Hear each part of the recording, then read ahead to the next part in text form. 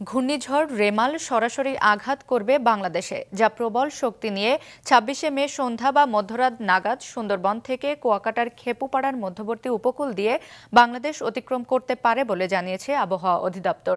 বর্তমানে বঙ্গোপসাগরে নিম্নচাপ অবস্থান করছে, যা আজ রাতে গভীর নিম্নচাপ এবং শেষ রাতের দিকে ঘূর্ণিঝড় রেমালে পরিণত হতে পারে। রেমাল শনিবার দিনভর আরও শক্তি অর্জন করবে এবং রবিবার উপকূলে আঘাত হানার আগে আরও শক্তি বাড়িয়ে প্রবল ঝড় রূপে ঘণ্টায় সর্বোচ্চ ১৩০ কিলোমিটার বাতাসের বেগ নিয়ে উপকূল অতিক্রম করতে পারে। রেমাল উপকূল সহ বাংলাদেশের ভেতর ব্যাপক বৃষ্টিপাত ঘটাবে। পার্বত্য এলাকায় তাই ভূমিধসের শঙ্কাও রয়েছে বলে জানিয়েছে আবহাওয়া অফিস। এখন যেই অবস্থানটা দেখাচ্ছে তার কেন্দ্রটাই বাংলাদেশের উপরে দেখাচ্ছে এই অবস্থায়।